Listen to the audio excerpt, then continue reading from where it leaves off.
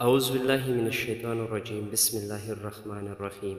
حضرت موسیٰ علیہ السلام کے زمانے کا ایک واقعہ ہے۔ بنی اسرائیل میں ایک مالدار شخص عامل کو اس کی عزیز نے خفیہ طور پر قتل کر کے دوسرے محلے میں ڈال دیا تاکہ اس کی میراث بھی لے اور خون بہا بھی، اور پھر دعویٰ کیا کہ مجھے خون بہا دلوایا جائے، قاتل کا پتہ نہ چلتا۔ وہاں کے لوگوں نے حضرت موسیٰ علیہ السلام سے درخواست کی کہ آپ دعا فرمائیں کہ اللہ عز و جل حقیقت حال ظاہر فرمائے۔ اس پر حکم ہوا کہ ایک گائے ذبح کر کے اس کا کوئی حصہ مقتول کے مارے، وہ زندہ ہو کر قاتل کے بارے میں بتا دے گا۔ لوگوں نے حیرانی سے کہا کہ کیا آپ ہم سے مذاق کر رہے ہیں، کیونکہ مقتول کا حال معلوم ہونے اور گائے ذبح کرنے میں کوئی مناسب معلوم نہیں ہوتی۔ اس پر حضرت موسیٰ علیہ السلام نے جواب دیا، میں اس بات سے اللہ تعالیٰ کی پناہ مانگتا ہوں کہ میں مذاق کر کے جاہلوں میں سے ہو جاؤں۔ جب بنی اسرائیل نے سمجھ لیا کہ گائے کا ذبح کرنا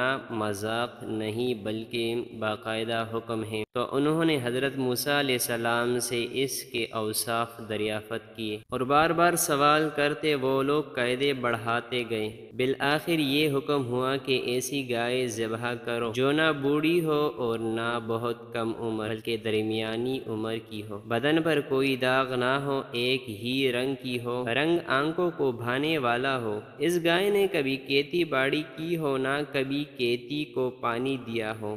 آخر سوال میں انہوں نے کہا کہ اب ہم انشاءاللہ راہ پالیں گے۔ بہرحال جب سب کچھ طے ہو گیا تو ان کی تسلی ہو گئی، پھر انہوں نے گائے کی تلاش شروع کر دی۔ ان کی اطراف میں ایسی صرف ایک گائے تھی۔ اس کا حال یہ تھا کہ بنی اسرائیل میں ایک صالح شخص تھے، ان کا ایک چھوٹا بچہ تھا، ان کے پاس ایک گائے کے علاوہ اور کچھ نہ رہا تھا۔ انہوں نے اس کی گردن پر مہر لگا کر اللہ تعالیٰ کے نام پر چھوڑ دیا اور بارگاہ حق میں عرض کی، یا رب عز و جل، میں اس بچیا کو اس فرزند کے لیے تیرے پاس ودیت رکھتا ہوں تاکہ جب یہ فرزند بڑا ہو تو یہ اس کے کام آئے۔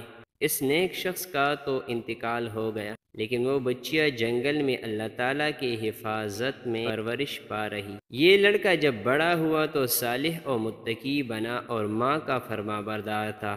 ایک دن اس کے والدہ نے کہا، اے نور نظر، تیرے باپ نے تیرے لیے فلاں جنگل میں خدا کے نام ایک بچیا چھوڑی تھی، وہ اب جوان ہو گئی ہوگی، اللہ تعالیٰ سے دعا کرو کہ وہ تجھے عطا فرمائے اور تو اسے جنگل سے لے آئے۔ لڑکا جنگل میں گیا اور اس نے گائے کو جنگل میں دیکھا اور والدہ کی بتائی ہوئی علامتیں اس میں پائی اور اس کو اللہ تعالیٰ کی قسم دے کر بلایا تو وہ حاضر ہو گئی۔ وہ جوان اس گائے کو والدہ کی خدمت میں لایا۔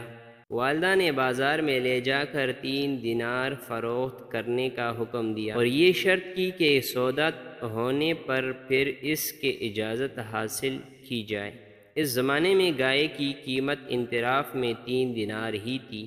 جوان جب اس گائے کو بازار میں لایا تو ایک فرشتہ خریدار کی صورت میں آیا اور اس نے گائے کی قیمت 6 دینار لگا دی، مگر یہ شرط رکھ کے کہ جوان اپنے والدہ سے اجازت نہیں لے گا۔ جوان نے یہ منظور نہ کیا اور والدہ سے تمام قصہ کہا۔ اس کی والدہ نے 6 دینار قیمت منظور کرنے کی اجازت تو دی، مگر بیچنے میں پھر دوبارہ اپنی مرضی دریافت کرنے کی شرط لگا دی۔ جوان پھر بازار میں آیا، اس مرتبہ فرشتے نے 12 دینار قیمت لگائی اور کہا کہ والدہ کی اجازت پر موقف نہ رکھو۔ جو ان نے نہ مانا اور والدہ کو اطلاع دی، وہ صاحب فراست عورت سمجھ گئی یہ خریدار نہیں کوئی فرشتہ ہے جو آزمائش کے لیے آتا ہے۔ بیٹے سے کہا کہ اب کی مرتبہ اس خریدار سے یہ کہنا کہ آپ ہمیں اس گائے کے فروخت کرنے کا حکم دیتے ہیں یا نہیں۔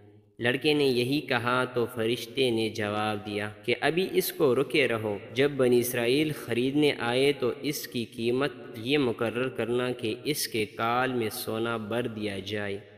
جوان گائے کو گھر لایا اور جب بنی اسرائیل جستجو کرتے ہوئے اس کے مقام پر پہنچے تو یہی قیمت طے کی اور حضرت موسیٰ علیہ السلام کے ضمانت پر وہ گائے بنی اسرائیل کے سپرد کی۔ بنی اسرائیل نے گائے ذبح کر کے اس کے کسی عضو سے مردے کو مارا، وہ بحکم الہی زندہ ہو گیا۔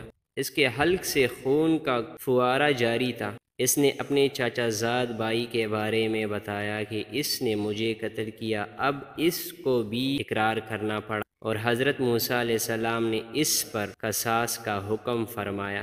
اس آیات مبارکہ میں اللہ تعالیٰ نے مردے کو زندہ کرنے کی اس واقعے سے قیامت کے دن اٹھائے جانے والے پر دلیل قائم کی کہ تم سمجھ لو کہ جیسے اللہ تعالیٰ نے اس مردے کو زندہ کیا، اسی طرح وہ قیامت کے دن بھی مردوں کو زندہ فرمائے گا، کیونکہ وہ مردے زندہ کرنے پر قادر ہے، اور روز جزا مردوں کو زندہ کرنا اور حساب لینا حق ہے۔